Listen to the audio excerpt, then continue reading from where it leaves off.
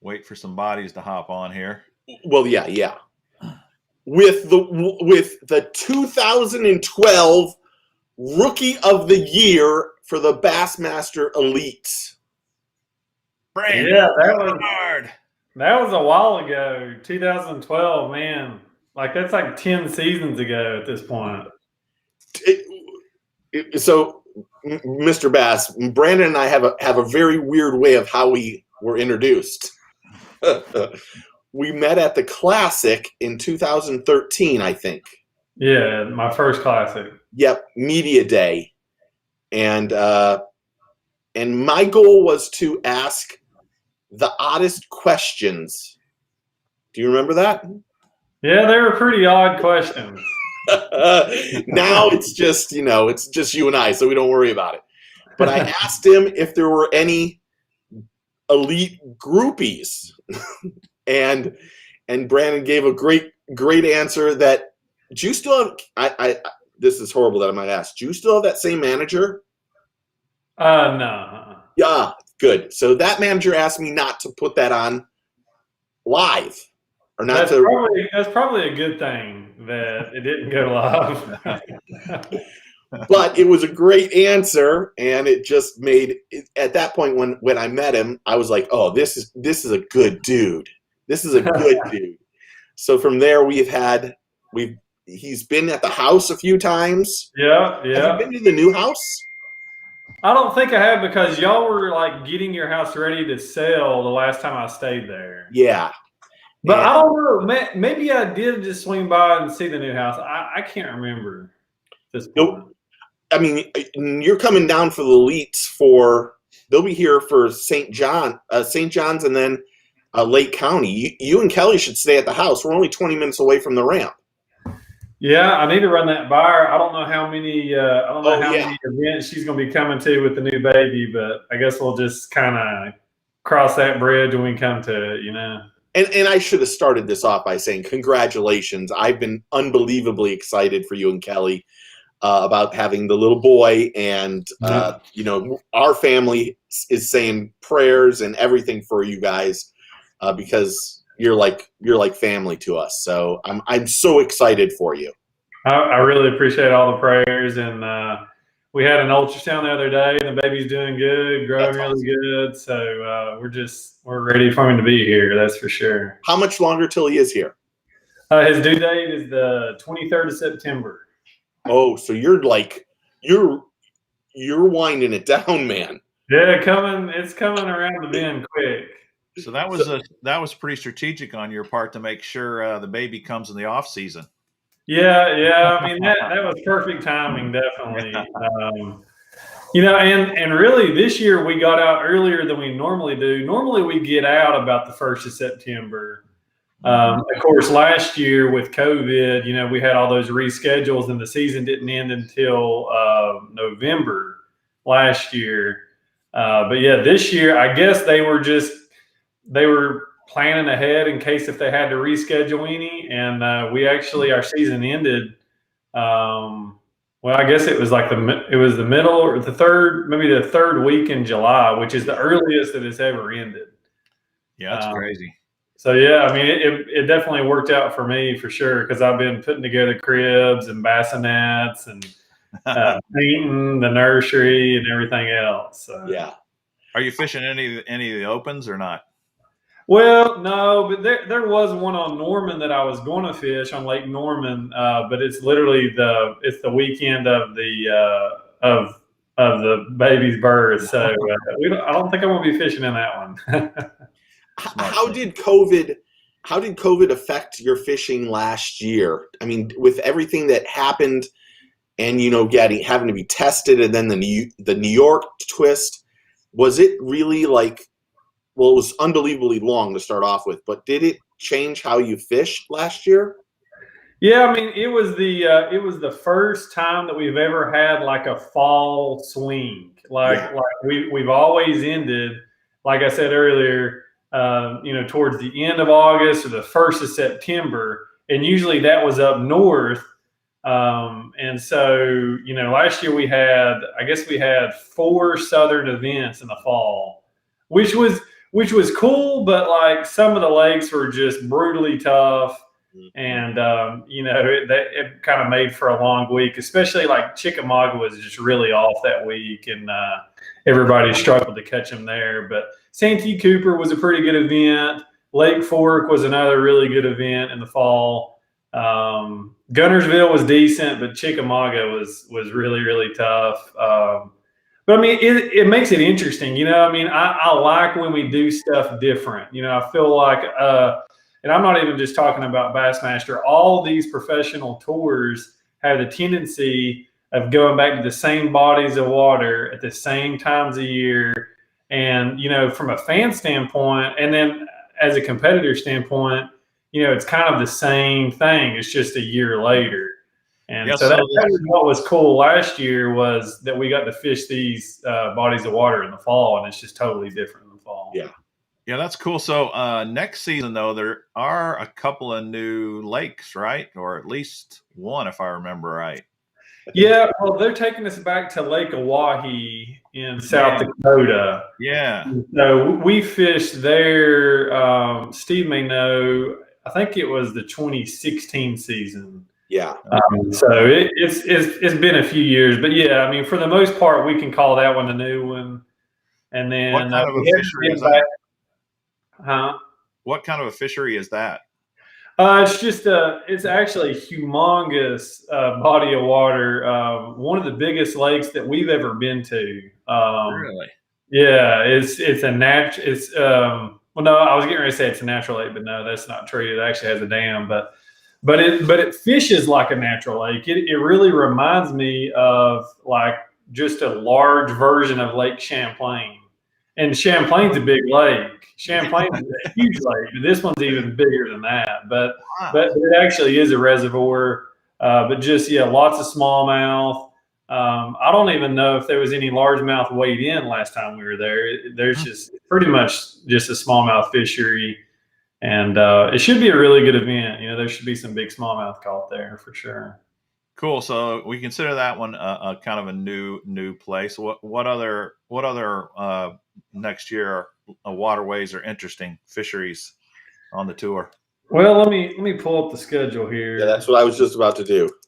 Yeah, let's see. So the Harris Chain, we haven't fished an elite event on the Harris Chain in years.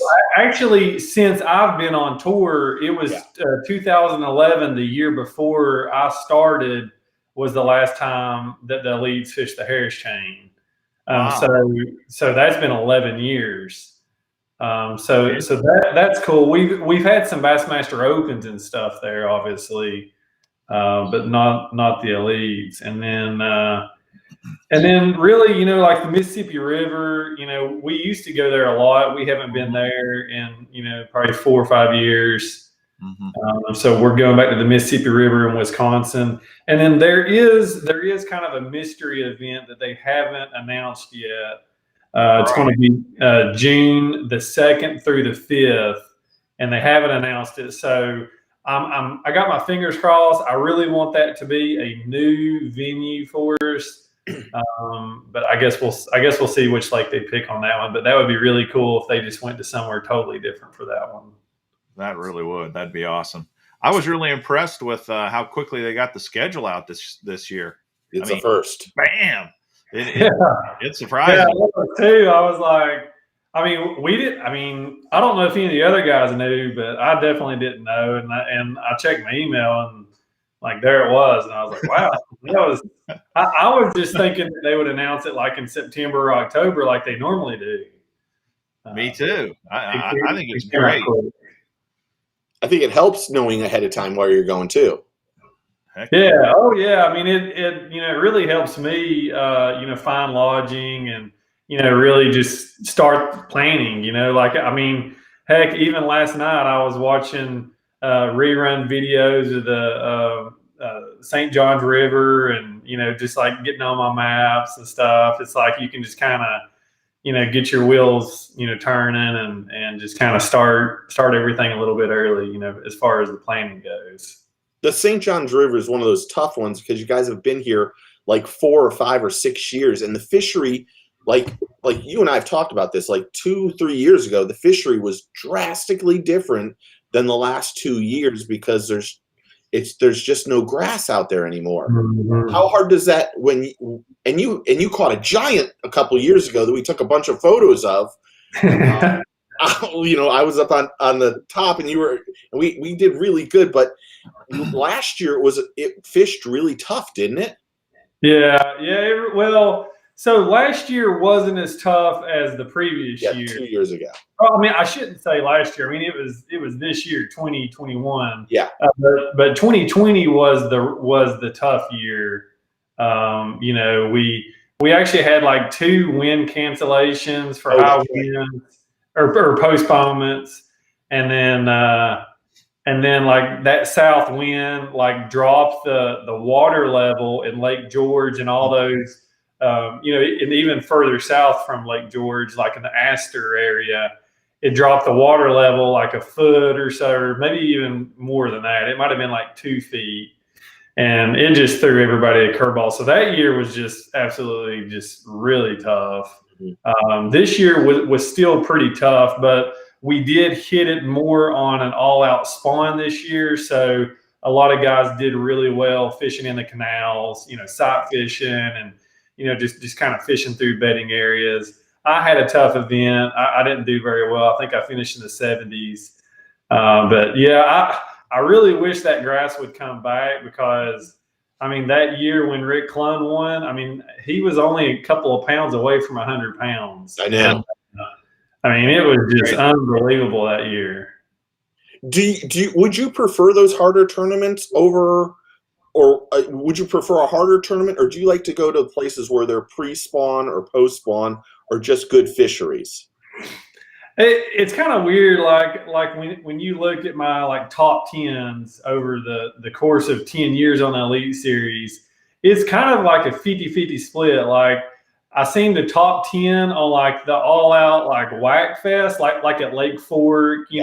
I've had several really high finishes there. We went to Falcon one year, and I got a top 10 there.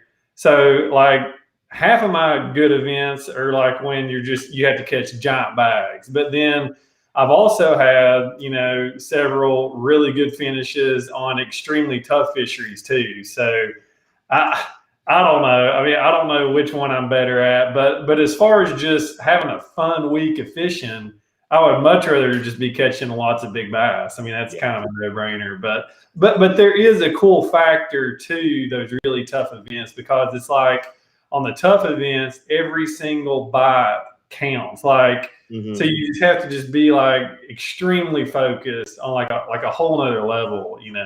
That's what's neat about those events. For people that don't know, how did you I know this answer. So how did you get introduced into the outdoors? Really just my parents and, my grandpa, took us fishing a lot, but it was really my dad and my mom taking my brother and I got an older brother. He's 2 years older. He loves to bass fish too. He fishes all kinds of tournaments back home in East Tennessee. And, that's really who got us going. But my dad's not a tournament fisherman. I think he's fished 3 tournaments in his whole life. And 2 of them were with me because I begged him to go. So what was good about my dad and my mom would just take us and let us go. Like she would take us to the nearby stream or river or park or whatever, and she would read a book, and my brother and I would just go run up and down the banks catching fish. But when my dad would take us in the boat, he was really good about just putting us on fish. It wasn't just like we targeted bass. We just caught anything and everything that bit. And so he's a really good live bait fisherman. And really, like, looking back to my childhood, that's probably what really got the love for fishing started for my brother and I. Is just we were always reeling in a bluegill or a shell cracker or catching little bass, and so that's something that I want to have to relearn. Now that I got my little boy coming. Because now it's just like I just go for bass all the time. Just And for a little kid, like they don't want to grind out, a couple of bites, You got to catch them nonstop. Yeah. So I'm going to have to like really pick my dad's brain and, get dialed into those bluegills for sure. I always enjoy seeing your mom at the tournaments and saying hello. And I know your parents are the biggest supporters as is, but she is always just cheering her behind off for you. It's always the best thing to see. She's like making sure, Steve, you gotta wait a second. Don't say something right now. Give him a second to do everything, and then I come rushing in. Yeah. She's a great supporter, and my wife is too. They both get to come to a lot of my events, and it just makes it really special when you have the support, of a loving family. That's for sure. Yeah, I agree. That's for sure. Hey, Brandon, this is kind of interesting. This guy here was saying that he didn't realize you were such a versatile fisherman until he started watching you on Bassmaster Live. What are your opinions about the old Bassmaster Live coverage, and how has that changed things since the there's been a drastic change in the coverage that you guys get in your tournaments? What's your opinion of that?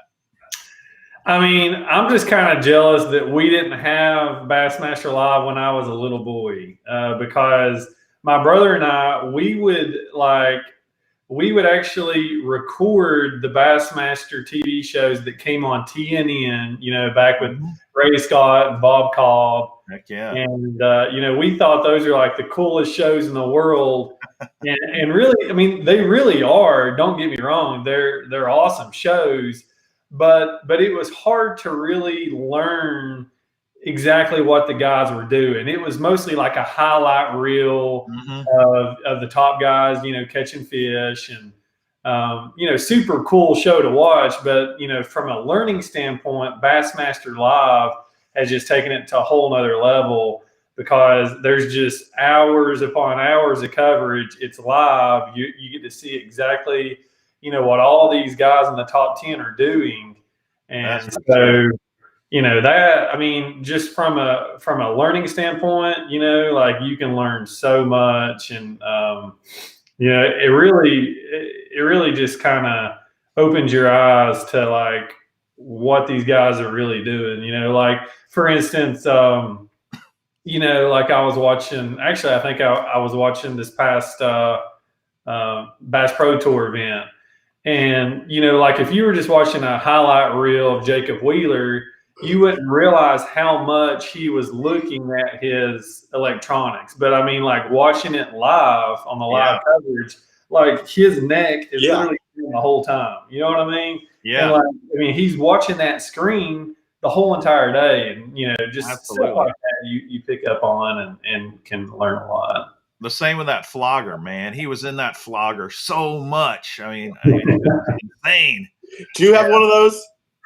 Yeah, I do have one, and I've tried it a few times, and I'm not too big of a fan of it. I don't know.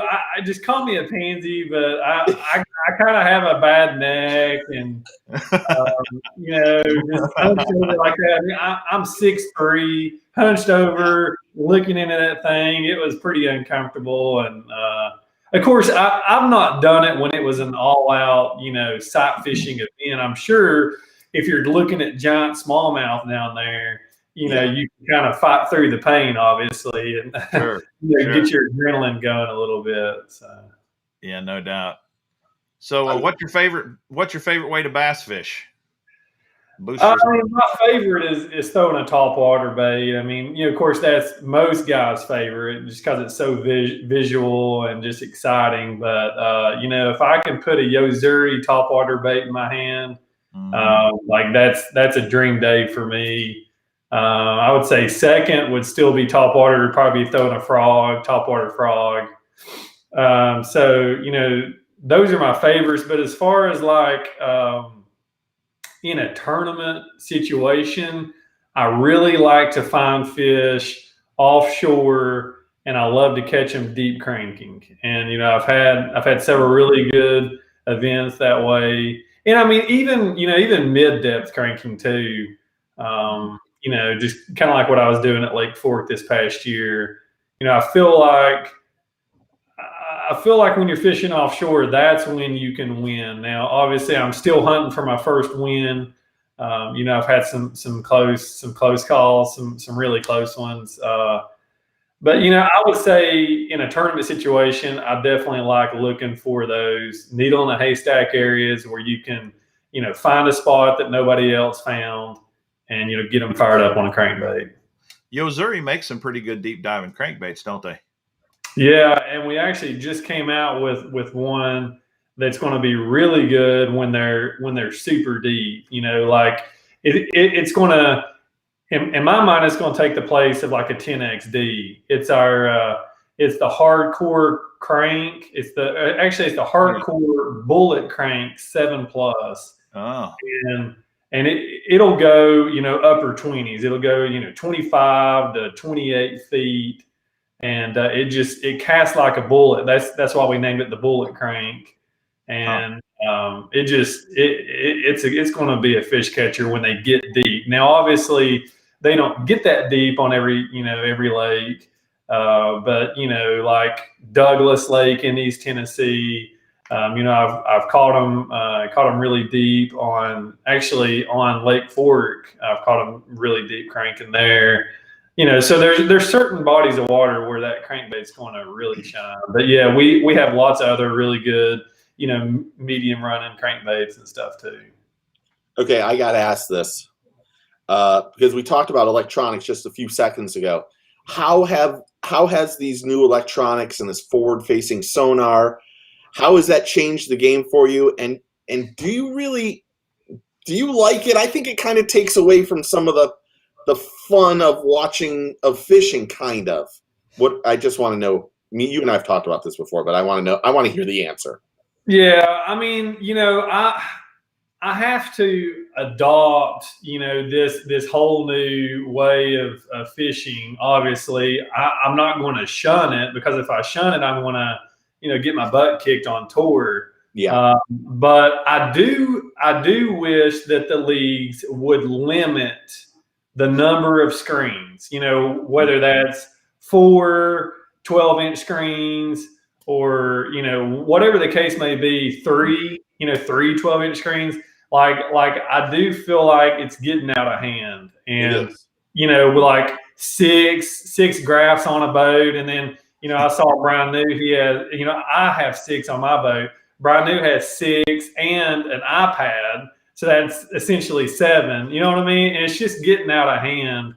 Wow. And I wish we could kind of control it just a little bit. That being said, the forward shooting sonar has really opened our eyes to fish that we didn't even know was catchable. Like all these suspended bass, now you can target them. Before, there was no way of targeting them. And so we've seen it in several events. Obviously up north, it's a complete game changer up north for smallmouth. But thinking back to Lake Fork last year, in the fall of the year, Patrick Walters got out there in the middle of the lake and was catching those suspended bass and caught over 100 pounds, in the fall of the year. So, I mean, from that standpoint, we definitely need that in the sport, but I would like to see them control it a little bit, because me personally, I don't want to have 6 graphs on my boat, but I feel like I have to have 6 graphs on my boat to compete with everybody else that has 6. You know what I mean? And it's expensive. Yeah, especially, I was sponsored by Lowrance for my whole career until this year. And so, I went rogue, and I've got all the brands now. Yeah. Didn't burn any bridges or anything. I mean, I'm still really good friends with Cheryl at Lowrance, and they're awesome people to work with. But I wanted to have the 360, and I wanted to have the live scope, and so I just had all 3 brands. But what do you? I mean, trust me, I had to pay for all those graphs, and I was just like, I mean, I'm to the point to where I just want to take all these off of this boat and just put them on next year's boat. That's what you should do. Again. Yeah. Heck yeah. Like Well, it was painful. Which one do you think, since you're not beholden to anybody at the moment, which one do you prefer? Which one do you think is the most effective? Because Lowrance. I've heard so many. I'll say it for you. That's a good answer. Well, That's a good answer. So here's my deal. For my style of fishing, I really get confidence when I know exactly what I'm casting at. And so, I grew up as shallow fishermen. We didn't have any drafts on my boat. We had a little like 16-foot aluminum boat, and that's how my brother and I learned how to fish for years. Mm-hmm. And so I'm a very target-oriented fisherman. And so that's what's kind of tough when you get offshore. I love fishing offshore, but there's a lot of times where you side scan around during practice for days and you mark, different things, mm-hmm. but you don't know everything that is down there. Like, I mean, if you did mark everything that was down there, you would have waypoints all over your screen and it would just be too much. Exactly. And so what I found myself really like keying in on this year was the Humminbird 360, because I could go back to my offshore areas and I could see everything that was there. Like I could see, okay, well, there's brush over here that I didn't even know was there. I marked the rock that's right here in the front of my boat. Mm-hmm. Oh, look, there's a stump over here to the left that I didn't even know about either. Mm-hmm. And so now it's like, it's just precision, like every cast, there's a reason for every cast. Whereas previously you kind of had to fan cast those offshore areas until you caught one, and then you repeated that cast. Mm-hmm. And so I feel like I'm a lot more efficient now fishing offshore, and then as far as smallmouth goes, obviously like the live scope, the Garmin live scope, and then the Lowrance active target, that's what you need up north when fishing for smallmouth. But I was kind of disappointed this year at Champlain. I caught all smallmouth at Champlain, but the fish that I was fishing for was almost too shallow to live scope. Like I was fishing pretty shallow, so I was like, dang, I didn't even get to use it there. And then I went to St. Lawrence River, and I was catching them on the live scope out there on Lake Ontario in practice, which was really fun, but I wasn't catching any big ones. And so I couldn't justify the run, running all the way, however long it took those guys to get there, hour and a half, 2 hours, because I didn't find the really, really big ones out there. And so at the St. Lawrence, I actually resorted to fishing for largemouth with a frog and I had an absolute blast. And, so I didn't even use live scope there either. But next year, I'm definitely going to use it at Lake Oahe. Like I know for a fact it's going to be the deal there for sure, because we're going to be going there in August. They're going to be probably as deep as they'll go the whole year. They're going to be grouped up, and it'll be the deal there for sure. Okay, selfish question here. Speaking of the St. Lawrence, I'm fishing in the St.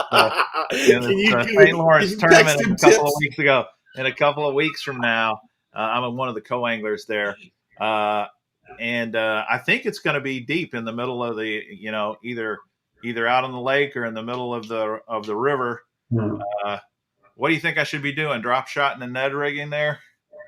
Yeah, I mean, is that event in August or September? It's in August. It's the 28th, 21st. It's like the 25th, 26th, 27th of August. Yeah, that's going to be when they're going to be pretty much at their deepest. We fished there in early July, middle of July, the 1st of August, all the way to the end of August. And that the 1 year we were there at the end of August, it was unbelievable, deep. I mean, like a lot of guys were catching them 40 and 50 foot deep, just giants. And I know, I think Matt Lee weighed in like 27 pounds on the first day. I mean, it was just incredible. Jeez. And Josh Bertrand wound up winning that event. I think he had 90 low 90s, and that was just in the river. So if y'all get to go to the lake, which I'm pretty sure y'all will be able to go to. We can go to the lake. Yeah, I mean we're launching so out of I mean, so it's a long run. Yeah, I mean, it could easily, it's a 3-day event. I mean, it could take 25 pounds a day, out of that lake, just fishing deep, 30 to 50 foot deep. But yeah, I mean, obviously drop shot and net. I mean, up there, it's not so much like a bait thing. I mean, obviously, drop shot and net and the Nico, they dominate, but it's just finding those groups of fish. Like that's the hard part. Like catching them is the easy part up there. Mm-hmm. If you're around them, like you're going to catch them, unless it's like right after they get off of the spawn and they're just kind of in a weird mood. That happens for like 2 weeks, like in the middle of July. Right. They get weird for a little bit, but other than that, yeah. If you find them, if you're around them, you're gonna catch them. Yeah, I've only fished up there one other time. It was a couple of years ago when the FLW was doing tournaments, and I was amazed. I was absolutely just amazed at those smallies. Because I fished up at Plattsburgh and I fished at St. Clair and stuff, but golly, man. That just blew my mind, that place. Yeah, they get so fat there. Like you can't even tell. Like, I mean, on Bassmaster Live, you can tell they're fat, but like until you're in the boat catching these fish and you see how thick they are, yeah. I mean, it's like unbelievable. Like they just gorge on those gobies like nonstop. I mean, it's crazy. I mean, you can catch an 18-inch smallmouth that weighs 4 pounds, like over 4 pounds, like 4 1/4. You know what I mean? And like down in Tennessee, when you catch an 18-incher, there's sometimes they don't even weigh 3 pounds. I mean, so it's amazing. It's like me here in Kansas City. We down at Table Rock, we got smallies, but they're nothing. They are nothing compared to those smallmouth up there. Yeah, if we could just somehow. Of course, this would be illegal, but if we could take some gobies down south and if they could survive, imagine what those fish would do on Table Rock and then, some of those East Tennessee lakes that I grew up on. Incredible. You're right. It would be incredible. We're not letting you go, but I want to give some sponsor love for you. Everyone make sure you go to Brandon Card's website. You can go to BrandonCardFishing.com. B-Card Fishing, isn't it that on Instagram and all those? You can check it out there. Facebook, Twitter. And check out his sponsors, Suzuki, Yozuri. You've been with Yozuri since you and I met each other. Rock Outdoors. Did I tell you I did some of their advertising for magazine. And they're really good people. Yeah, Blackfish, Hardcore, Gary Yamamoto, Abu Garcia, and Power Pole and more. So go to his website. I just wanted to give some of your sponsors love. You know how that. Yeah, I wanted to do that as well, Steve. There's a couple of your sponsors I really wanted to ask you about. Oh yeah, well, go right ahead. Because this has always intrigued me. The first is Suzuki. The fact that I follow all the pros, and I fished as a co-angler on a lot of these tournaments. I've fished as a marshal. And I do not see many Suzuki outboards anywhere. And I can remember the first time I saw you. I mean, I did the double take. I was like, what the heck is on his boat? Look at that thing. And you've been with him like your whole career, right? 10 years going on now or close there? So yeah, I signed on with them right after my rookie year. So I just finished my 9th year with Suzuki. And just an incredible company to work with. They make a phenomenal motor. In my opinion, it's the best one on the market. I mean, I've been on tour now for 9 years running it and, never had any major issues at all. Mm-hmm. We don't have a service crew out there, so, I mean, that right there in itself just speaks volumes and, good gas mileage. Oh yeah. Great gas mileage. Just super quiet. Obviously it's a 4-stroke. So, all you have to do is just change the oil every 100 hours. And really, like, that's it. I mean, that's pretty much your maintenance. You just change the oil every 100 hours and just drive it like you stole it. So, but yeah, it's kind of a cool story, kind of a long story, but I'll try to make it quick. How I met Suzuki. I went down to the Fort Lauderdale Boat Show and right after the 2012 season. So I had just won Rookie of the Year and went down there actually for another sponsor. And had a little bit of time to kill. They were like, "Yeah, go get you some lunch, walk around." And so I was just kind of walking around, and I was just thinking about Suzuki and how my dad used to have a Suzuki, like that boat, that little boat that we grew up in, my brother and I, that we learned how to fish in, had a 20 horsepower Suzuki. And so, like, I was just thinking, like, man, nobody runs a Suzuki on tour. Like, why is that? Like, they make incredible motors. And so, I just found their booth at the Fort Lauderdale Boat Show, and it just so happened that all the higher ups for Suzuki, they were there in the booth. And so it was just like a complete, like, honestly, it was like a God thing, really. I just walked in there and I just started asking around, like, "Hey, is there anybody here I could talk to?" And so I was able to talk to Gus, which he's pretty much the main man there, and we just hit it off, like, right then and there, like our personalities just hit it off, and we literally struck up a deal right there in the Fort Lauderdale Boat Show. It's pretty neat. Cool. That's cool. awesome. All right. The other thing that I'm really curious about is you changed boats. Weren't you a Bass Cat guy before? Yes, I sure was. Because I'm a Bass Cat. I got a Bass Cat. But the Vexus has stirred up a lot of people, and I noticed you switched to Vexus. So what's the deal with that? Yeah, so just wrapped up my second year with Vexus. And, really the main reason why I switched was for a lot of my career, well, really for a lot of my life, I've struggled with neck pain and, here recently some lower back pain as well.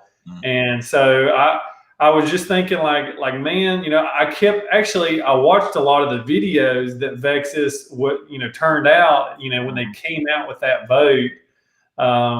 Suzuki actually had a booth right next to Vexus when they did the unveiling at the Bassmaster Classic several years ago. So I was like kind of intrigued, I was right there, right next to him in the Suzuki booth. And so then I started watching all their videos, and they kept talking about how smooth this ride was. And I was just like, man, and they were talking about the airwave seats and all this stuff. Yeah. And like, that's something that my dad and I have talked about for years. We always say, like, why is there not airwave seats in bass boats? Like, it's a no-brainer. Like, they're in pretty much every walleye boat on the market. Why are they not in bass boats? And so that's what my dad and I have talked about literally since I was a kid. And so then when I saw Vexus had the airwave seats, I was like, man, I got to at least go test drive this thing. And so, I called them up. I asked them if I could come out to Flippin and, take a test drive. And they were like, sure, come on out. And so I went out there. I did the test drive with the VX20 and the VX21 and just fell in love with the ride. It was just so smooth. And, really, it was the perfect day to test drive a Vexus.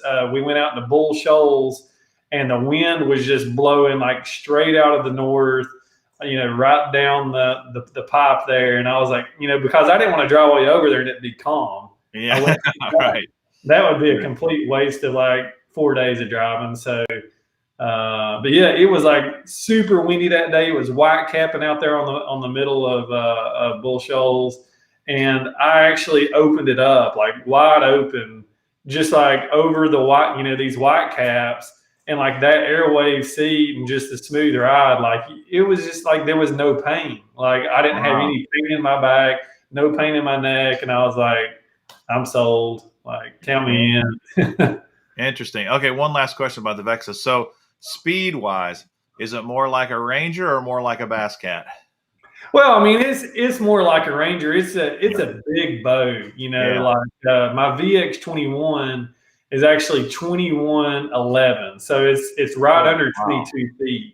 Wow, yeah. And, you know, I mean, they've built this thing, you know, for that ride. And so, I mean, it's not the fastest boat on the lake. I mean, if you want a fast boat, obviously, you know, buy a Bass Cat. You know, if you want the smoothest ride that you could get in a bass boat, you need to buy a Vexus.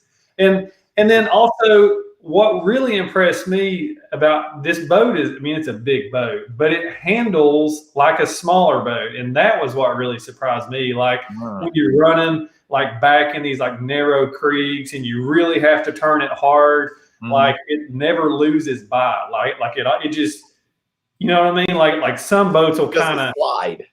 Yeah, some boats will slide out or they'll kind of bounce out. Yeah, you know, it just stays locked up. So it handles like a small boat, but it's, you know, obviously it's a really big boat. So that's kind of a cool feature too. Cool. Okay, I have a few questions. Because we talked about this earlier about, you know, watch Bassmaster Live and the fishing and how much there is online now these days or on there.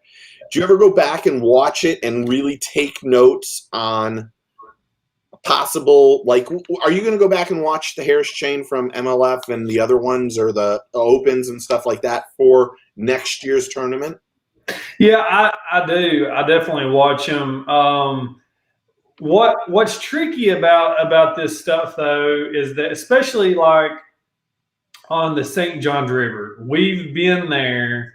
I don't know how many years. I don't want to misquote, but I know personally, I fished there like 6 events, and it's always either in February or March. And so the tough thing for me is that there's no secrets anymore. Like every spot has been found. Everybody knows where everybody, you know, has caught fish. Hang on a second. And so that's kind of a tricky thing whenever you go back to to the same body of water, because you see so much on Bassmaster Live. And, you know, me personally, I want to fish somewhere where nobody else has fished. You know, like I want to find that hidden gem, you know, and that's kind of like the bummer side of it from an angler. I'm not trying to whine or anything like that. I think it's incredible for the sport, for the fans, absolutely incredible. I wouldn't change it. But from an angler, where we have to go back to these same bodies of water year after year, it gets tricky because everybody has fished everywhere. And so it's kind of like there's no secrets anymore. So that's kind of a weird situation, but we just have to do it. It also keeps the anglers a little more honest at the dock when they're talking about what product they used for the day. Yeah. Yeah, that is true. That is so true. When you have a good first couple days and you're in that top 10 and you start getting, you know, the barge of people following you, how does that affect your fishing? Do you start calling people out? Yeah, I'm going down here. Don't block down there. Do you do that kind of stuff? Well, I've never had like the flotilla that, you know, KVD, you know, had back in his heyday where he had 50 boats on him. I would say the most I've ever had on me was like 15 to 20 boats. Still a lot. Yeah, but I mean that's manageable though. I mean you can talk to everybody and tell them where you're going, you know, where you plan on fishing. Even if you leave a spot, you can say, guys, I'm gonna run over there. I'm gonna come back here in an hour. You know what I mean? Mm-hmm. And so from that standpoint, it really hasn't been an issue for me at all. But like, you know, I saw those videos of Kevin on Kentucky Lake, and he had like over 100 boats on him that one year. I mean, how do you manage 100 boats on the water like that? That's crazy. That's dangerous. It can get a little crazy. You know, there's been like a really there's a lot of now with YouTube and the Guggen Squad kids that, you know, everybody watching the Guggen stuff. There's a lot of young anglers in this trying to get into the sport.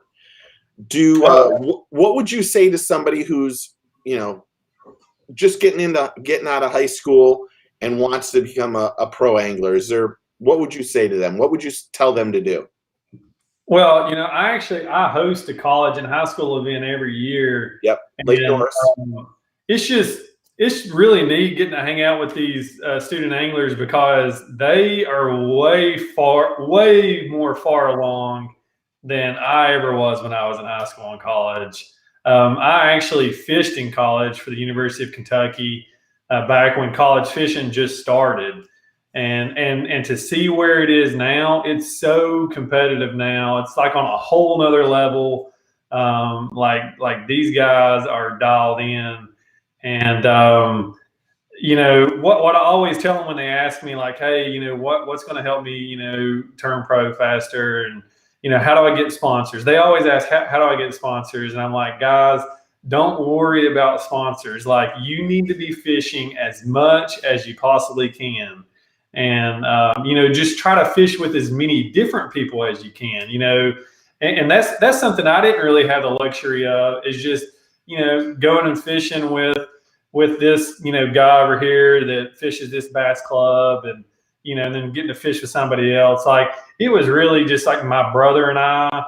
You know, my brother is 2 years older. He bought a bass boat when he was 16. He worked at a grocery store, bought a bass boat. And so we were team partners. And so, you know, we didn't get to fish with really that many people. So we had to learn all these techniques on our own. And so, you know, looking back to you know, my youth and when I was in high school and stuff, I now wish I would have fished with more people, because what happens when you fish with a lot of different people, you pick up on, you know, what they're good at. And so, you know, if you get to fish with somebody that's really good at flipping and you don't know anything about flipping, I mean, you just cut that learning curve in half. And I mean, you know, same thing about cranking, you know, like all these different techniques, if you try to learn them on your own, which you can, obviously, you know, my brother and I did, it takes you a long time to learn them by yourself. So, you know, if you can just, you know, befriend, you know, a lot of older guys that are knowledgeable, that are willing to, you know, take you as a student angler, you know, that would be huge. And then obviously we've harped on it a lot, the live coverage, you know, just being a student of the game. And then I would also encourage them to sign up as a Bassmaster Marshal.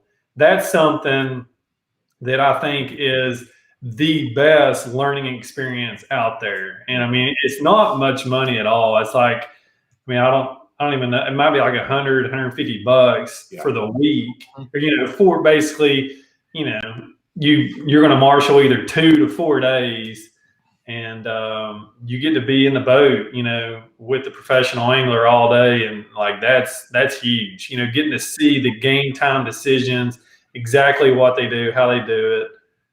So that's what I tell student anglers when they ask me that. And then once you qualify for the Bassmaster Elite Series, then you can start beating the bushes and get you some sponsors, you know, because these guys, I feel like, are just, they're too consumed with getting sponsors. Like, they just need to go fishing. You know what I mean? Yeah. I agree with that. Yeah. You talked about just briefly there about, you know, learning how to fish, and that brings up a question that I'm always curious about. You get out there and you find a spot and they're on fire. They're eating, chewing. At what point in time do you stop and go, I need to save some of these fish for another day? When does that go through your head? Well, I would only save them if I had a tournament, you know, coming That's what up. I mean. Yeah, like if it's a practice day for a tournament, I mean, I don't catch that many fish at all. Like, I'll try to see the size. You know, obviously, if I catch a big one on the, you know, first couple of casts or whatever, then there's obviously big ones in that area. But if I get in an area and I catch a couple of little ones, obviously I'm going to keep fishing through that area until I get a big bite. and then I'll leave. There are a lot of areas that, that are just small fish. So you obviously don't want to, just catch a couple of fish and assume that there's big ones in the area. And then you go back in tournament time and you burn 2 or 3 hours and you've caught, 15 pound and a halfers, like that would be a bad deal. So that's kind of how I approach it. I just fish through areas until I catch a big fish. Then I might take a hook off, and just throw a bait in there without a hook and just, take a couple more bites. But very seldom do I just, catch a bunch of fish in practice. But what about during tournament time? What have you ever been to a spot where you they're there, you've got your 5 limit, and you've got a good bag? How I fish. You don't leave fish to catch more fish. That's me as a regular angler. That's how I view things. As a tournament angler, though, you got to go, okay, do I need to save some of these for the next day because I've got 5 in the live well that are already good? Does that ever go through the brain? Yeah, that's the best case scenario. You want those situations to play out in every tournament, but yeah. But obviously it doesn't. But thinking back to this year at Lake Fork, like on the first and second day, I was just catching them really, really good. And so in that tournament, Lake Fork, you can't it's a slot lake. You can't put them in a live well. So we were weighing them in on the boat and we were turning them loose. And so I knew exactly how much weight I had. And I knew what my smallest fish was. And so like on these, I was fishing offshore, and these spots that I was, throwing that crankbait on, I was throwing a jerkbait on and stuff too. These fish were from 4 to 6 pounds. And they were there were some phenomenal spots. I just had so much fun. But once I got up to where my small fish was a 5-pounder, I felt especially early on in the tournament. Now, if this is day 3 or 4, obviously day 4, you try to catch them all. Mm-hmm. But early on in the event, you don't want to burn every single fish up. So, I was getting to where my small fish was right under 5 pounds. And I'm like, well, what if I catch, 5 other 4-pounders that don't even help, mm-hmm. in hopes of catching a 6-pounder? But then, I'm not going to be able to catch them tomorrow. So in that situation, I left. I went to other areas. And, on day 1, I was actually able to coal up, twice in a completely different area, that's the perfect situation. Yeah. But yeah, you don't want to burn them up. But I mean, those are the tournaments where you're just having, just a phenomenal event. When you're conserving fish and you're leaving a spot that's just firing like crazy, something good's going on. Good, yeah. One thing I wanted to ask you, Brandon, is this year in the elites, everybody eliminated one tournament, right? Mm-hmm. What do you think of that? I know that I assume it was basically because of COVID was the reasoning there, and I assume it's not going to be a permanent thing. But what do you think about that? Do you think it hurts strategically? Kind of overall, in the AOI race and that kind of thing. Yeah, I mean, I think it was a good thing to do this year. I don't know if we'll have to do it again next year or not. I mean, obviously, COVID's still around. Mm-hmm. But like for instance, David Fritz got COVID right before the season started, actually, and he wasn't able to fish the first event. So, right then and there, we were like, well, this is the reason why we made this rule. You know what I mean? So that was proof. Okay, well, this is good that we put this in place. Type deal. But the rule was actually it read if no one gets COVID, then we don't drop anything. Oh. But since obviously David Fritz got COVID before the season ever started, then we all knew that we were going to drop an event. Mm-hmm. But that may be how they do next year too. You know, if there is a case, then we'll do it. But if not, then we won't. But yeah, I mean, that right there, I mean, it's a good thing because I mean, if you miss an event, I mean, and there's not a drop. If you miss an event for COVID and there's not a drop, I mean, that could just ruin your whole year as far as, you know, making Bassmaster Classic and even re-qualifying for the elites. But it's just it's a weird situation that we're in. I mean, obviously everybody, you know, talks about how crazy the world is now, but I mean, it's just, it's no joke. I mean, I've had COVID. Actually, I just got over it. My wife and I both had it, and so, you know, I mean, I can speak firsthand. I mean, it's brutal. Like I didn't feel better until probably, I would say day 9, day 10. I was starting to like, you know, feel like I'm, you know, halfway normal again. But I mean, I'm still tired, and I mean, it's been close to 3 weeks at this point. So it's no joke. Oh, I know. So I just hope we can get past this and get back to normal because it's not good. We need to. You talked briefly about that format on Fork, and that's kind of like the format that MLF does. I mean, I'll be honest. The 5 fish coming across the stage is what I like to see, but I understand the conservation part of it too. Do you like which one do you prefer? Do you like the 5 fish that you're doing now, or is it kind of interesting to do that catch, weigh, release every now and then? Well, at Lake Fork, we do the catch, weigh, release, but it's still your best 5. Yeah. Oh, yes. So, you know, on the Major League Fishing, it's every fish counts. Yeah. Right.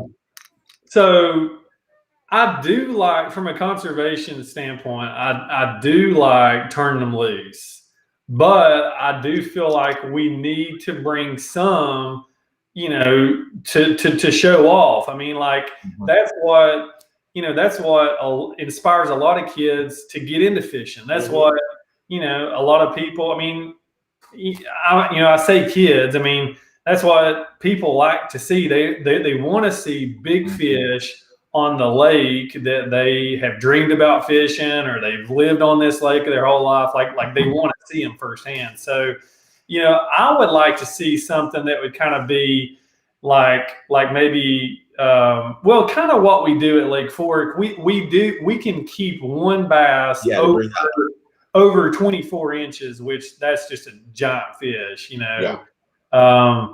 And bring that one and show it off. But I would like maybe where we could weigh them in the boat, but maybe we could bring our 2 biggest bass, you know, put those in the live well, show them off at, you know, on the stage, got 2 big fish to hold up. And then, you know, basically you're eliminating 3 fish from your live well every day. And so I think that would be cool because really and truthfully, we're only holding up 2 bass anyways. I mean, so I think that would be a cool format because it really is nice being able to turn them loose, you know, weigh them and turn them loose and stuff like that. But it's kind of funny you mentioned that because after this year's Classic, I somehow through my YouTube, you know, they listen to you, they know exactly what you're watching, and all my suggestions on YouTube were old Bassmaster Classics. So I started watching them over again, and old Ray Scott was a master at this. At weigh-in, they would drive their boat in, and then as they were taking their fish out of the live well one at a time, he would get the crowd into it. You know, he'd say, "All right, now pull that one out and show it to everybody." And they'd hold it up, and the crowd would go wild. And then there'd be guys that were kind of sandbagging. They might pretend like they're going to bring one sandbagging, and there's nothing there or whatever. And I was like, man, those were entertaining weigh-ins, man. He was really good at that. And it's that whole weigh-in process is still pretty darn exciting even today. Oh, it definitely is, you know, I don't know if you guys knew this or not, but at the Bassmaster Classic, the first 2 days of the event, we actually weighed our 5 fish there at At the at range. our takeoff location. And so, like, instead of hauling 5 fish down, to Fort Worth and then them taking them back, we weighed in our 5 there at the takeoff, right there at the lake, and we took our 2 biggest with us. Okay. And so that's kind of similar to what I'm talking about, but we weren't weighing them in at the boat. But yeah, I mean, I think we'll probably see something happen in the future, but I mean, bringing fish up on the stage for the fans. I mean, I don't think that's ever going to go away. Yeah. That's just that's what people love to see. Obviously, maybe what we could do too is Bass Track is awesome. Getting to keep up with what the guys are catching and all that stuff, but. Maybe they could like shut it off or something at 1 p.m. And then there's still those 2 hours at the end of the day where, hey, we don't really know who's in the lead, and they might could kind of bring back some of the excitement of who's going to win the event, because a lot of times, Bass, you look at Bass Track and you're like, oh, well, this guy won, so. Yeah, he blew. You want to bring that drama and suspense back. Yeah, bring that back to let Dave Mercer do what he does best, and really hype up the crowd, and and you just get to see it right then and there who won, instead of just kind of already knowing. Which I mean, there's a lot of tournaments where it's really close and it's exciting. I mean, there's probably more of those where it's close than not, obviously. Just thinking back to this year, I know the last 2 events of the year were really exciting when Taku Itu won. We didn't know for sure who was going to win. It was really close on one, and then Brian Schmidt winning Champlain. It was super close on that one too. Just by a few ounces or maybe a pound or whatever. So most of the time it is between 2 or 3 different guys, and it makes for an exciting weigh-in. I'd just like to mention your Mr. Bass's YouTube channel, YouTube stuff shows old Bassmasters. Mine shows Queer Eye for the Straight Guy. I don't get it. Yeah, what's going on with that? Yeah, I want to be turning into Mr. Bass. Enough said. I'm going to be texting you screenshots tomorrow. I can see Kelly going, what is Steve texting you this? I'm would never know. You want to know what the only problem with Bass Track, and we've mentioned this many times, is there's a lot of people that sandbag on that thing.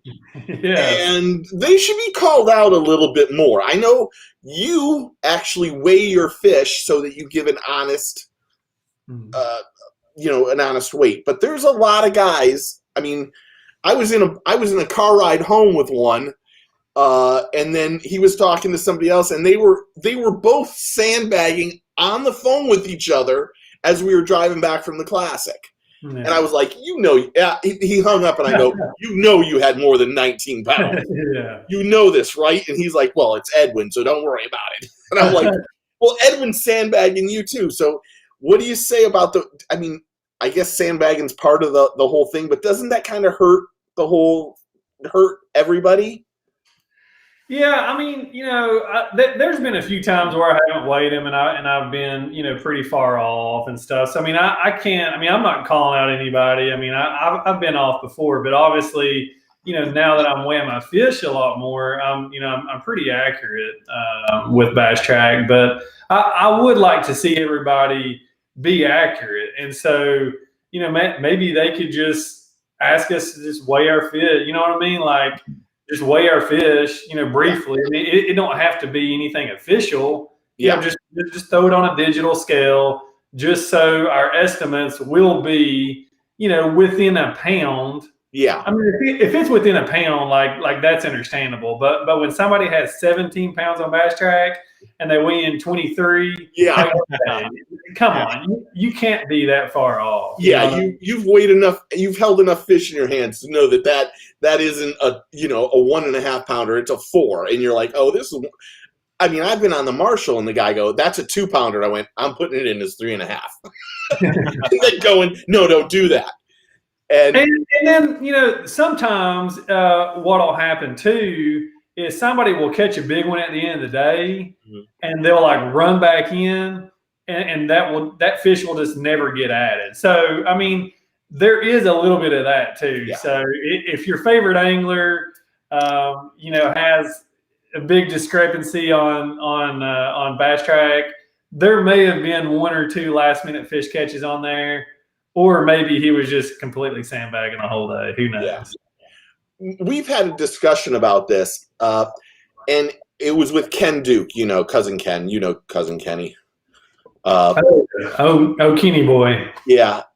We talked about how cool it would be to take like the top 10 bass anglers, the top 10 Major League Fishing anglers, and then the top from Major League Fishing, the Big 5, the elites, and even throw in the NPFL, putting a group of them, and having you all fish against each other to see just point blank not only who's the best, but what's the best group. Yeah, I'm sure Ken Duke mentioned this. They used to do that at the Toyota Texas Bass Classic every year. Every year in Texas, they had it. They would hold it on different bodies of water. But yeah, that's what they did. They would take like the top. I want to say they would take the top 20 or so from bass and the top 20 or so from FLW, and just. It was just this one big event, and I got to fish in one of those, and it was a lot of fun. But do you think there's an opportunity to do that again? Because there's a lot of, I don't think in your side, because I know you, there's a lot of guys from elites that aren't happy with the MLF guys still. A lot of MLF guys that are not happy with the elite guys. I'm not putting you in that because I know I saw you with Jonathan. You guys were buddying it up at ICAST, and you were friendly with everybody like normal. But there's a lot of like button heads still going on 3 years after this has been. So do you ever think that there's a possibility of that ever happening? I do. Yeah. I mean, I think a lot of the dust has settled, and I mean, you can see it at ICAST. I mean, for the most part, we were all hanging out, just having a good time, just like old times. Obviously we didn't have ICAST last year, so it was kind of like a reunion, really, for a lot of us. Just getting to hang out with each other again. But yeah, I mean, I got lots of good buddies, on all these tours. And I would love to see that happen. I think that would make for some great TV. The fans would love it. The fans would absolutely love it. So I would be all for it. I think it would be tricky from a scheduling standpoint. Maybe they might have to do it in the fall, when the seasons have ended or whatever. But that would be cool. That'd be really cool. Make it some high dollar, almost like a poker game, a high dollar buy-in kind of something a little bit different. I still think there's so much. I mean, there's a lot of, as anglers, you guys all kind of get along and you guys have the same respect for each other all the time. On the media side, there's so big a difference between all of them right now. And it's hard to actually cover a lot of it because there's almost too much for us to cover almost at this point in time, which is crazy to think about. But I think having all the stuff online these days makes, I don't think we've ever had a bigger influence on the industry than right now, because bass fishing is just everywhere. And that's what we want, and want more new anglers to continue to come fish. Hopefully. I mean, and they are. I mean, we can see it with college and high school fishing. Rock Outdoors is selling more bass boats than they've ever even dreamed of. I mean, that's most dealers in the country. I mean, they can't keep boats. I mean, it's insane. So that right there tells you. I mean, the sport's growing. There's so many new anglers. You know, gonna be working their way up through the ranks, and I mean, whether they fish tournaments or whether they go fun fishing, and I mean, it's just neat to have all these new anglers coming on board, and just this whole sport and everything. It just keeps getting bigger and bigger. Yeah, I agree completely. Anything from you? I have another question. If you don't have anything, Mr. Bass. Well, I know there's been some on the yeah, there has been a few online. I thought I might hit you up with. One question was, what's your favorite old school go-to bait that was Mark Tomlinson asked that. Yeah. Old school bait. You only fish with cutting edge stuff. I would say, like, as far as like old, where it's not even on the market anymore, I would say something like a long A, like in East Tennessee, we wake a long A. We just reel it really slow on the surface, and it just wakes back and forth. And that's like the earliest top water fishing you can do. It's like the cold water top water, if you will. And so, like early in the year, we're all niching for that top water bite, and that's the one bait you can catch fish in pretty cold water on top. And obviously they don't make it anymore.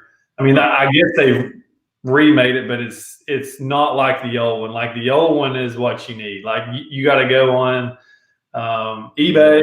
And you got to search it out, find those really, really old ones. Those are the ones that are good. So that's probably like the one that I throw. I don't throw that many old school baits, but that one that's a cool bait. Fine burn.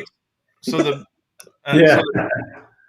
the baits that you do throw, Brandon, are you a guy that likes to modify and tinker your lures, or you just take them straight out of the package and fish with them? I'll tinker. I'll tinker some. I really want to start designing more baits, and I've helped Yozuri design several of the new baits that we have now on the market, but I don't have like a signature bait yet. So that's something I'm really interested in. I majored in landscape architecture in college. And so I kind of have like a design, type mind, if you will, or way of thinking. And so I would like to incorporate that into fishing and really, come out with some cool baits. I got some great ideas. I just need to, try to get with Yozuri and get them going for sure. Okay. One other question I'll throw at you while Steve's looking there. I'm reading. There are some professional anglers who are becoming professional YouTubers. I mean, they're really turning into these social media guys. I was just kind of wondering what your opinion is about that. What's your strategy? Are you one of these guys that is going to have a real focus on that kind of stuff, or are you more focusing just on fishing? Well, I mean, most of us are very active on social media. I mean, I don't know many anglers at all that aren't active on social media: Instagram, Facebook, Twitter. So from that standpoint, I try to stay as active as I can. Now, obviously, I take breaks. Sure. Just mental breaks away from social media is definitely good for anybody. From time to time. But as far as YouTube, that is something that I would like to do, but it's just something that would be very hard to do for me with my wife traveling to a lot of these events. And, like that's just something that I just haven't been able to figure out, because really what you need is like a full-time videographer, kind of how Scott Martin has, Yeah. that will, travel with you, come on tour with you. Obviously, Scott has, I think he has two now. He's got a son working for him and another guy. And so like, it's just kind of like this whole posse comes with him. Right. And like, they make it work, and it's a great show, and Yeah. you get to see all the cool behind the scenes thing. And so, I like that. I mean, I watched some of the videos, and I think it's really cool.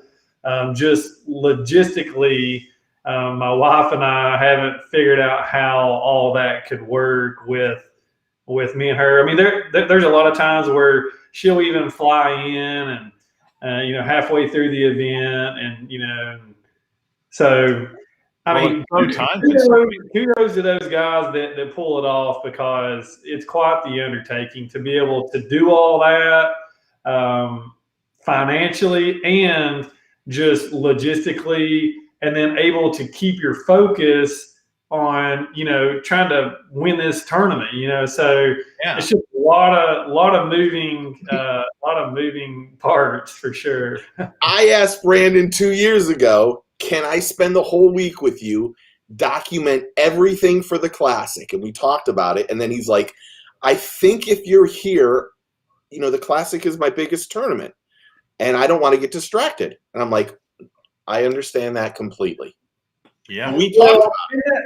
And the reason for that one really was that, like, I don't want to just do an isolated event and have it be the biggest one of the year, because it's kind of like if it was an every event thing, then you work all the kinks out and everything gets smoother as you go.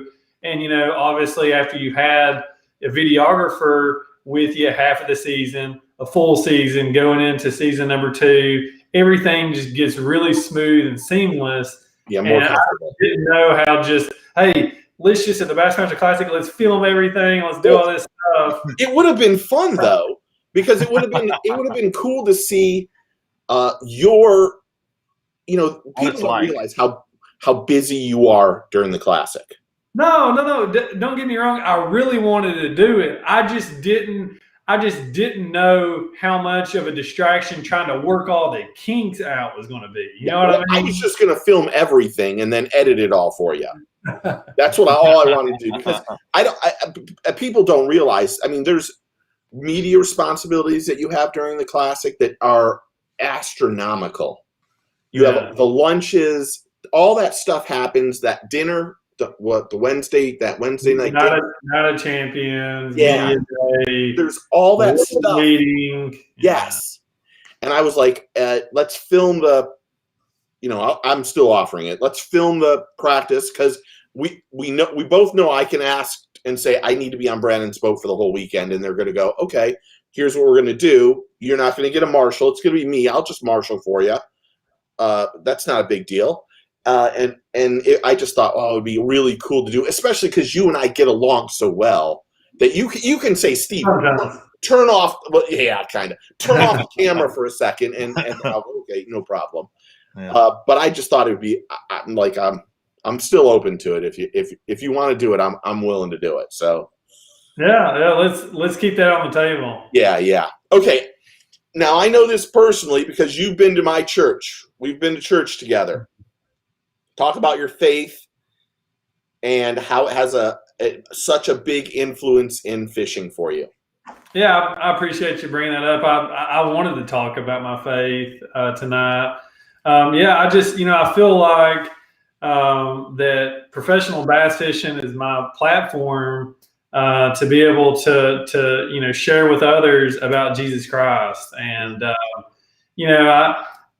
I love to post Sunday scriptures and do all that, and then sometimes on stage I'll talk about the Lord, and I could obviously do more, but I definitely feel like it has opened a lot of doors for me to talk about my faith. to be able to encourage people when they're down, to be able to just really communicate the love of Jesus to people. And so that's my priority. I mean, like that's what really counts in this world.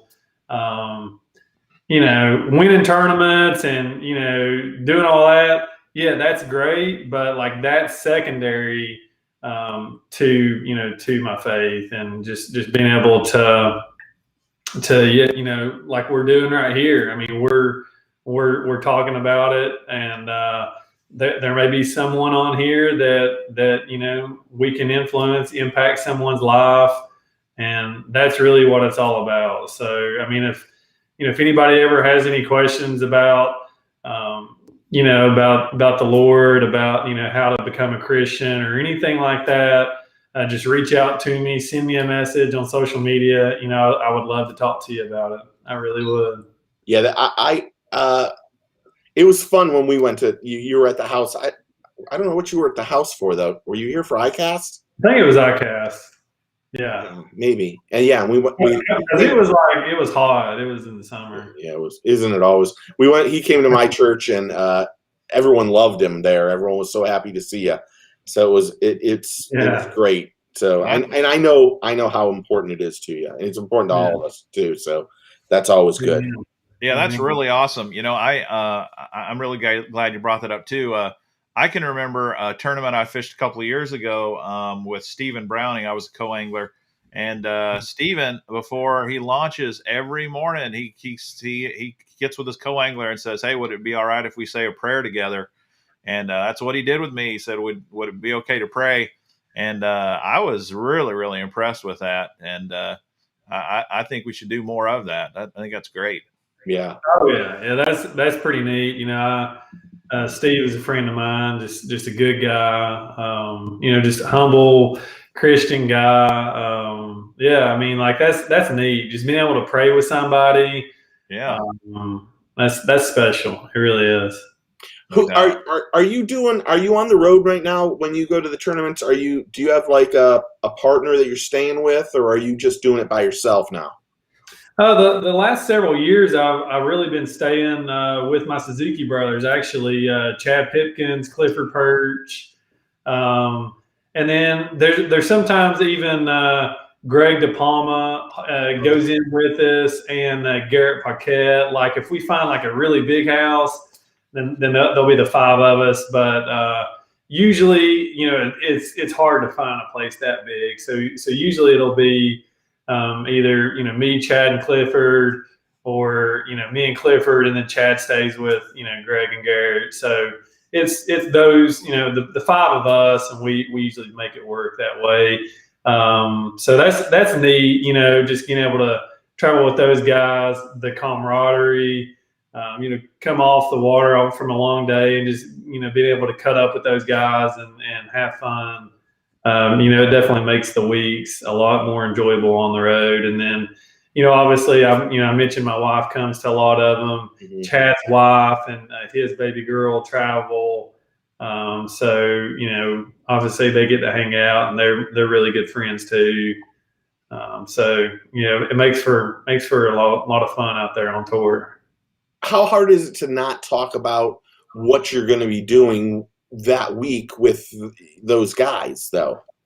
Well, we don't have that rule. That's the Major League Fishing rule. Oh, I didn't know that.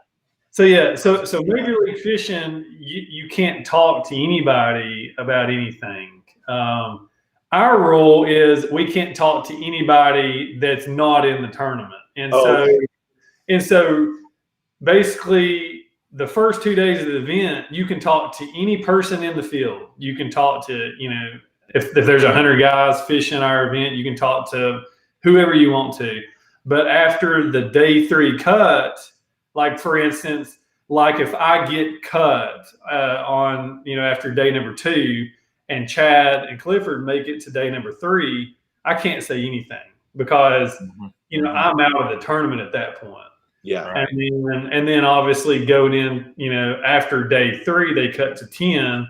So that's kind of how it goes. If you're still fishing in the event, you can talk, you can share info. As soon as you get eliminated, you can't say a word at that point.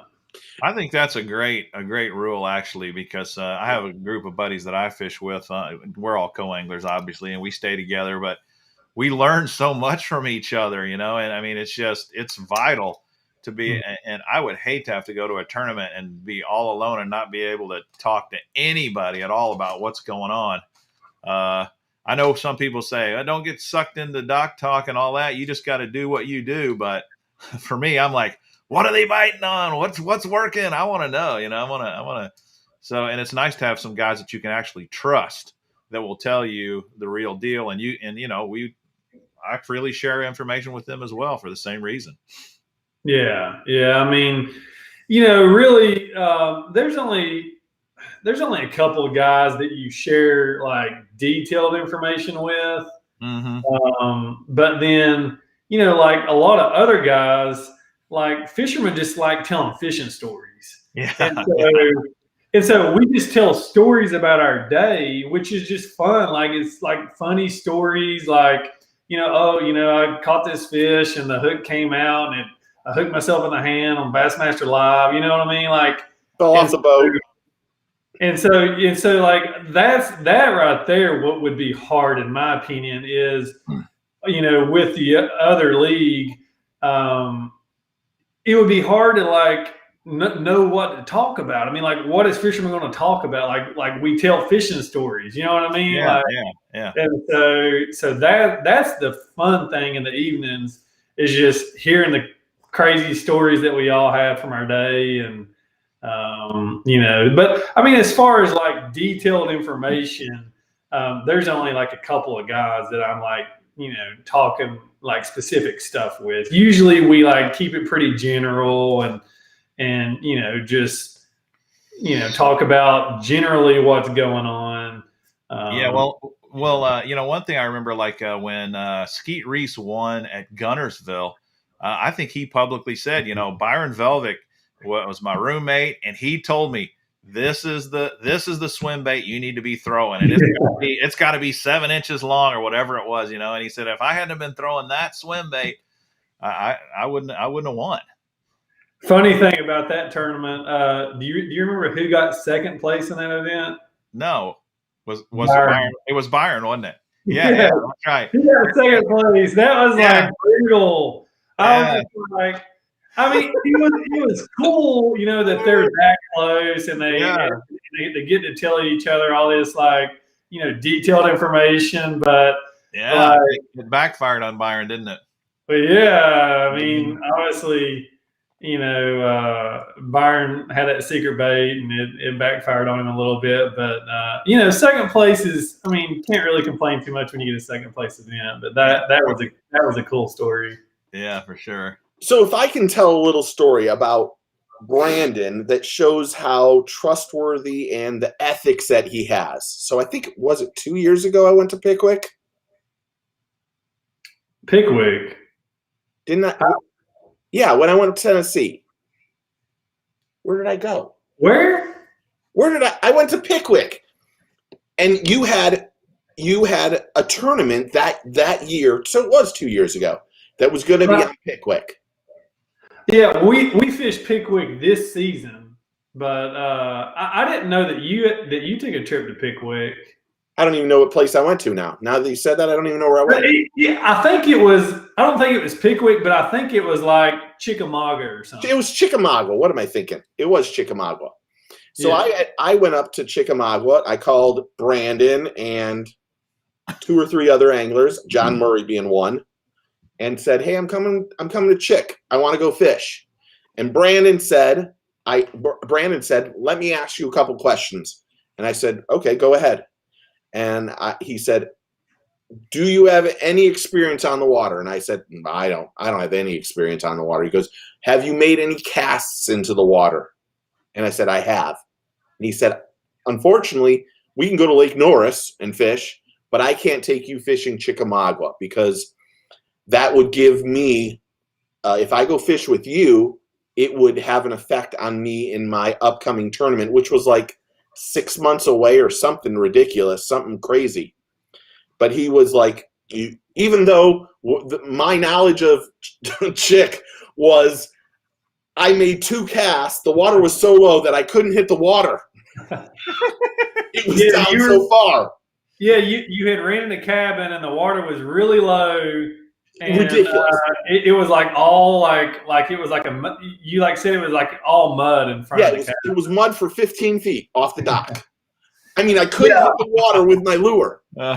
So our rule is that you can fish with someone on the lakes that's on the schedule if they have no experience on that body of water. Exactly.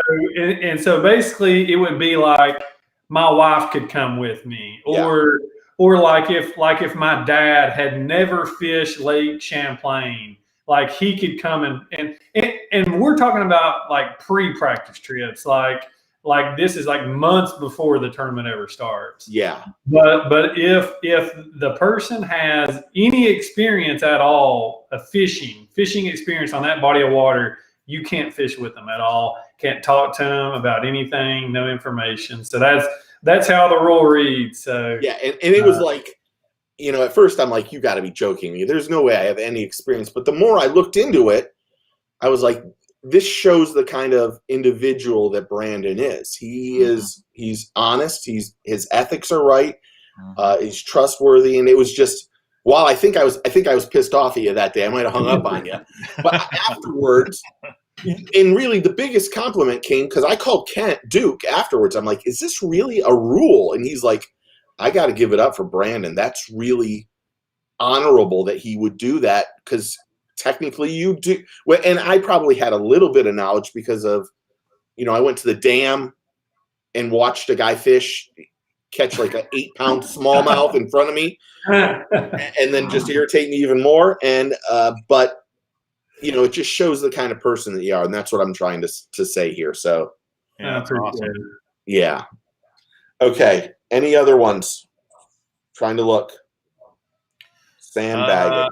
Texas Huntsman's asking if you would support eliminating live scope in tournaments. No.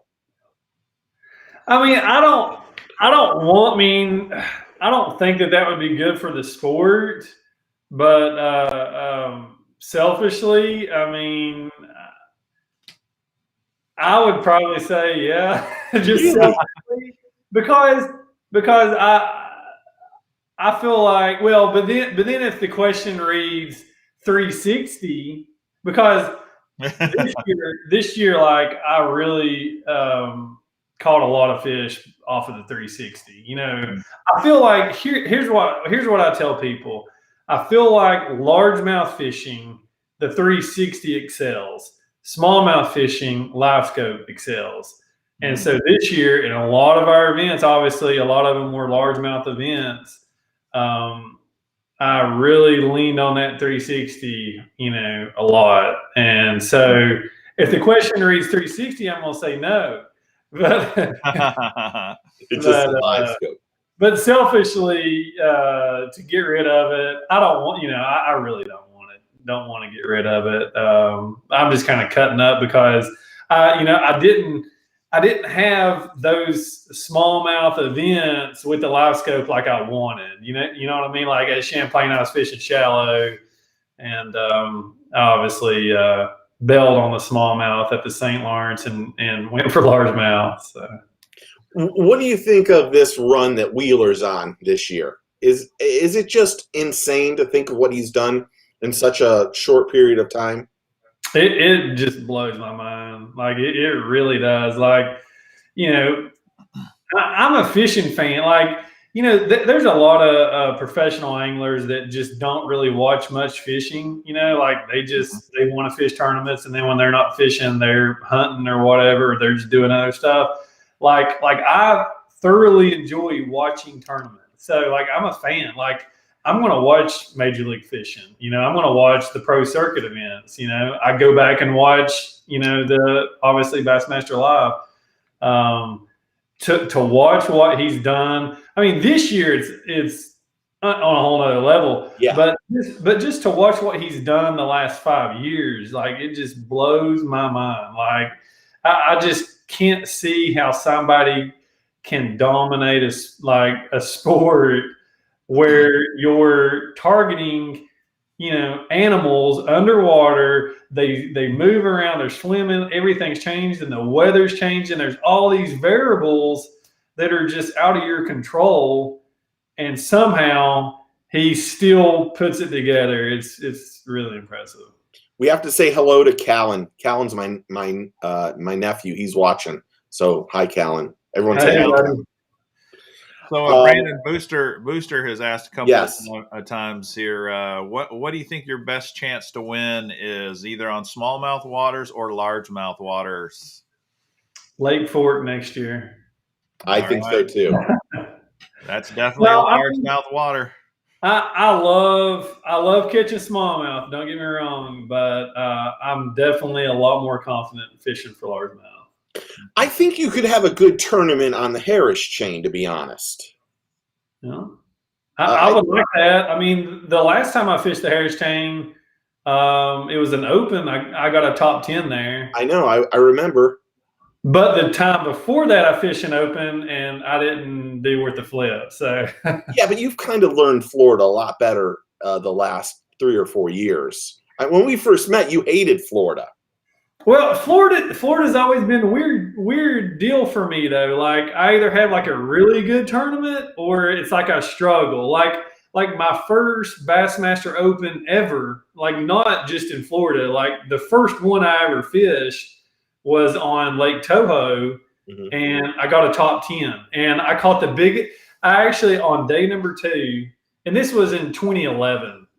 So I think I was like 23 at the time, and I caught the biggest bag of my life on day 2 of that event. It was 30 pound, 15 ounces. And I actually caught the biggest bass of my life. It was a 9 pound, 12 ounce. And I've still not topped either of those. That was in 2011. So it's like I have some phenomenal days in Florida and just some really good tournaments. But then I also have like just some really just pretty terrible tournaments too. Why not fish? Like you used to fish the opens all the time. We used to see all the time. Why didn't you? Why the last couple of years you didn't fish the opens? I don't think. Did you? Well, it's been really hard for the elite guys to fish the Southern Opens. I've not even really looked at the Northern Opens that much, as far as like how it lays out on the schedule. But like this year and the previous year, it's been really hard to make the schedules work because, like for instance, this year there was 2 Texas events. Yeah. Sandwiched in between those Texas events was Douglas in East Tennessee, which I would have loved to have fished that event, but you had to leave Texas, drive all the way to Tennessee, fish that deal, fish the Open, and then turn around and drive all the way back to Texas to fish the next elite event. Or maybe it was Pickwick or somewhere, but it was like driving all over the place. And I don't like when that happens. Like my focus is the elite series. So I don't ever want like the travel of a Bassmaster Open affect like my practice or anything for the elites. And so that's kind of, I just put the priority on the elites, and then if the opens fit well with the travel, then I'll try to work them in. But I don't ever want to be leaving a Bassmaster Open and driving all night long and driving the whole next day trying to make it for the first practice day for the elite event, and you start the practice for the elite event dog tired, and it's just that's not a good recipe for me. Yeah, you got to prioritize. Now for John Cox, he thrives on that. Like John Cox wants to be dead tired the whole year, and he's going to catch 20 pounds on 2 hours of sleep. I mean, that's how he operates. It's talking about John, and he's my neighbor. right over here. What was your take on that whole him being disqualified in that one tournament? It kind of worked out that he was able to have one tournament taken away, because he ended up, when it was all said and done, he ended up making the Classic again, and I think he was 28th or 26th in points for the year. But what was your take on that whole Major League Fishing and him fishing in that one tournament a couple weeks before or a week before, and then you guys being on that tournament? Well, the confusing thing for me is I thought that he knew going into the season that they weren't going to change the rules. I don't know what the discussions were with him and the tournament directors. I have no clue what was said, but just based on the whole entire existence for the Elite Series, they've never changed the rules for anyone. Like there was a couple of times, I think Kevin Van Dam and Alton Jones got disqualified for a tournament one time because they were their practice partner was driving the big motor, and they were up on the front of the boat, looking for sight fish, and they didn't know that was against the rules. It wasn't like they were intentionally breaking the rules. Like, it was just they didn't know that was a rule, and they disqualified both of those guys. So, I mean, like, Bassmaster has always been an organization that has been very fair with their rules, and they don't make exceptions. And so, like from that standpoint, I think everybody can appreciate that. John Cox obviously appreciates that about him, because what you don't want to have is an organization that's too lenient and they're making exceptions and there's all these gray areas, and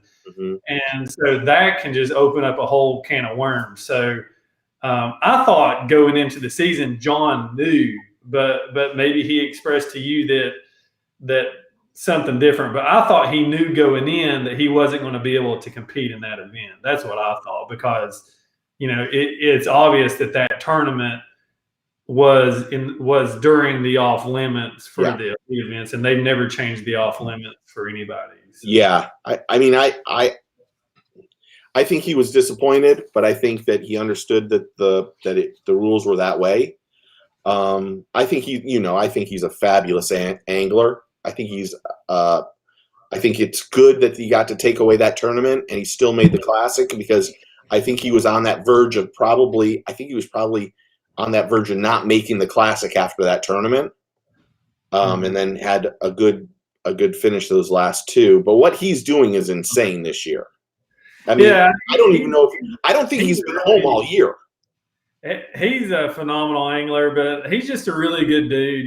What I appreciate about John is that he always has a smile on his face. Like, he's just a happy guy. Like, it don't matter if he's got 20 pounds or if he's got 4 pounds. Like, he just has a really good attitude.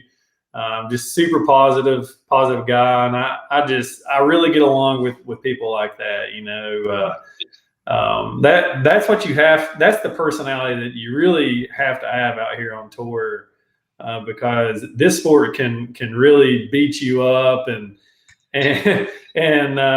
if you're not a positive person, you can kind of get in that negative mode, and it can really affect your fishing in a big way. But so it's just from that standpoint, I just really appreciate him. Just always having a smile on his face. But from a fishing standpoint, for him to fish at that many tournaments and to have all those where, like, he had to drive all night long to even just make it to the venue and just show up, and like, he fished a bunch of tournaments on zero practice. Zero.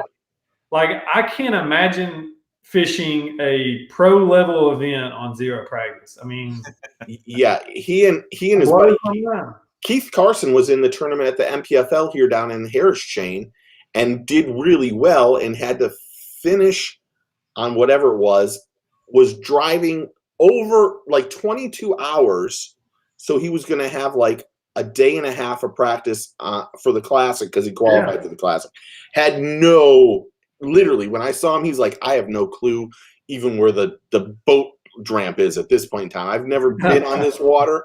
It's gonna be horrible. And then he was like, I'm really hoping that John does find something or can not help me out, but he's my best buddy. And then of course John has a horrible first day at the Classic, and then Keith ended up out fishing him, which was the better part of it. Yeah. So, we need to tell everybody, if they haven't watched it, go watch that video that Abu Garcia did of Keith Carson and John Cox. A phenomenal video, them reminiscing about their childhood. Oh yeah. It's honestly probably one of the coolest videos I've seen in a while, and just me watching that video, it brings back so many memories of my brother and I. Like it's unbelievable. It's like I told when I saw Keith at the Classic, I was like, dude, that video is literally my brother and I, like to a T. Like all those crazy stories, fishing out of the little boat, fishing out of little aluminum boats, and doing all the crazy stuff that they did. It was pretty awesome. If you ever get the shot, and John says you can come fish his backyard pond, come down and fish his backyard pond. Oh yeah, I want to. I've seen all the videos of him hand feeding those like 10 and 12 pounders. They're giants. Does anybody fish that pond? It's surrounded by houses. So he owns a house here and one or two houses next to it for his brother, I think, at the time. So, but he just backs up his boat and puts the butt end in the water, and you fish right off. You don't move. And if you can catch a bluegill, it's gold. It's gold. Oh, so you've actually fished that pond? Yeah, twice I've been out there. How big was your biggest one? I lost a couple tens. He doesn't let you fish with big hooks. So you're fishing like little speck hooks that end up, straightening out on you. And they're like barbless hooks and stuff. No, he lets you keep the barb on, but they're like crappie. They're like the tiniest hooks. Yeah. But they sit on the edge and they just watch you, and you're like, what's going on here? And the pond used to have like all these little 12, 14-inch fish. Those 14-inch fish, they're gone because the big bass have eaten all the little bass. Wow. It's unreal. They're absolutely huge. Huge. I mean, it's like sharks. There's a couple 12 to 14s. And they're just stupid. And they're out there like waving at you like, I'm right here. The water's crystal clear. It's unbelievable. Didn't he catch one just like he was holding a bluegill, and then the fish came to eat the bluegill and he just lipped it? Yep. That was like 8.5, 9. Yeah, every 10-pound fish he's caught, he's put in there. So it's loaded with fish. So it's just one of those awesome things. Okay, I know I think we've kept you too long, so why don't we say goodbye to Brandon to make sure everyone go check out his Facebook page and his Instagram and all that stuff. And he's one of the best dudes in the world. And we really do appreciate you being on the show with us tonight. Yeah, I really appreciate you guys having me. It was awesome. Great. You're just a great example to the fishing world out there. Incredibly professional, and your ethics are amazing. And I think you're definitely someone to look up to. And as this sport gets more and more popular, there's more and more young folks wanting to get involved in the sport and need really good role models to look up to. So we really appreciate that about you. He's a good one. Yeah, I appreciate it, guys. Thanks for all the kind words, and pleasure hanging out with y'all, Mr. Bass, Steve. We'll do it again soon. Yeah, for sure. Right on. Please tell Kelly that you said hello. And that I will for sure. And we're sending our thoughts and prayers for a very healthy young man, and we're very excited to have you part. Yeah, man, we're not family. Young man, baby boy. It doesn't matter. He's a young man, man. I'm looking forward to seeing the baby pictures and expanding our little circle family with you guys. So we're real proud of y'all, and we're super excited for this little boy. I appreciate it, and I'll send y'all some pictures and tell Sonia I said hey too. I will, for sure. You'll have to hit the leave button. We're going to keep on talking, but we really do appreciate it, brother. All right, guys. Good luck in 2022. Yep, I appreciate it. Thanks again. Later. See ya.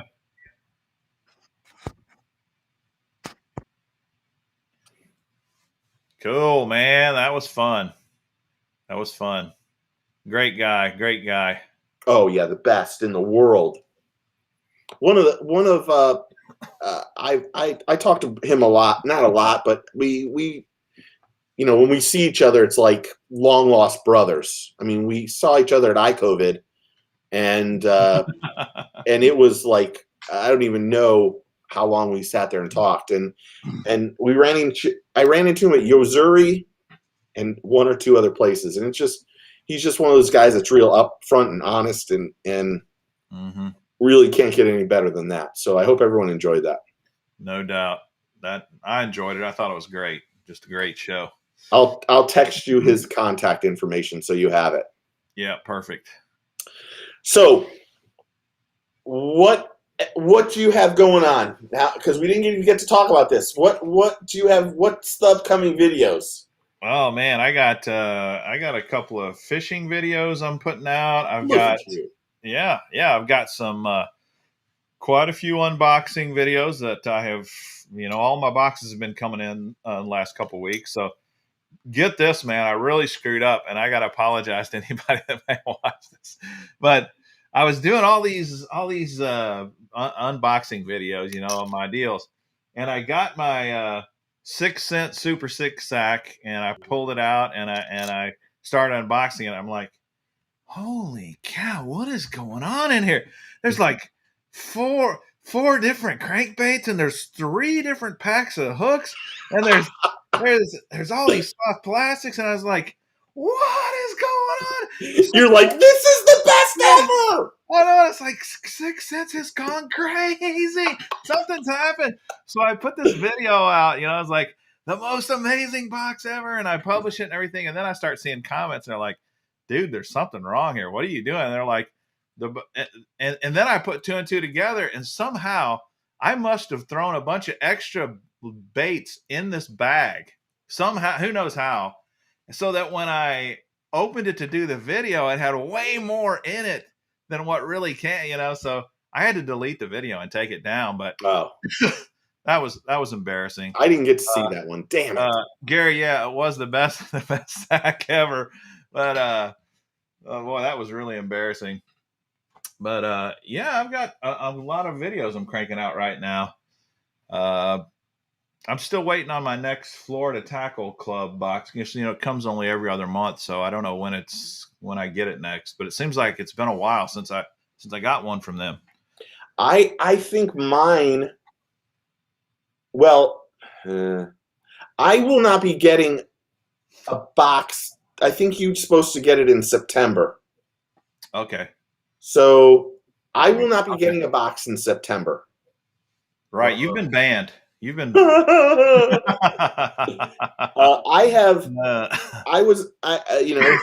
and I sat down and talked for like 2 hours at iCovid, maybe even 3 hours. And we got interrupted like 6 times during it too, which was ridiculous. And I don't even know why people interrupted us, but whatever. So I'm pausing my subscription with him for a month or 2, or at least the next one, for a lot of reasons, not that I can go into at this point in time, but he asked me to, and I said, no problem. It's not a big deal. I mean, I enjoy the content, and I enjoy that box. I do think that box is the best. Mm-hmm. I haven't got, I think we both can agree this month's Bass Baits Monthly was insane, was it not? Yeah, it was amazing. It was really good. It was really good. I don't know. Go ahead. Well, what I was going to say is before we run out of time, though, I got to ask you, you were on the Monster Bass channel this week. Mm-hmm. And you weren't very happy with it, and I've talked offline. I thought you looked pretty awesome, and I thought you did a really good job. And I appreciate that. Yeah, but I think we ought to ask everybody that watched it. What do you guys think of Steve's performance and how things went? And do you think it was treated fairly by Mr. Monster Bass over there? For me, the reason why I felt like it wasn't after I was done with it, I just never felt like I could ask any follow-up questions. And I felt like it was more me asking questions about Monster Bass than really what we had thought, what we wanted to do. It was supposed to be why am I disappointed with Monster Bass? How can they make it better for me? And I didn't really feel like that was where we ended up getting at any point in time. And I had a lot of questions that I wanted to ask. I mean, I don't. The truth of the matter is, I haven't been happy with Monster Bass for literally probably 8 or 9 months. Mm-hmm. I'm probably going to cancel Monster Bass. I know that might. I don't. It's not to offend or to do anything, but I'm not sure the people who watch my channel really enjoy me doing that unboxing or unbagging. Mm-hmm. And like there were little things that happened during the whole thing that I just, here we talked about the bags and how great the bags are and how I appreciate it. And, then he puts out a video about, we're the best because we have this bag. And then to come to find out that in 3 months, they're not going to have the bags. We don't put ours in boxes. I think his exact quote was, we don't put them in boxes because boxes suck. And then in 3 months, we're going to have boxes again. So it's like this roller coaster that's continuous with Monster Bass. And I think to be fair on the box thing, didn't he say it was a supply chain issue or something? So I kind of got the impression that the plan is that they are going to go back to the bags. Yeah. Once they get that worked out. But don't say that all boxes suck. Yeah. When you're going to have to do it in three months. Right. And you were pretty gracious about that. You talked about how you thought the bags were a great marketing idea and really added value to the box, and I agree with you.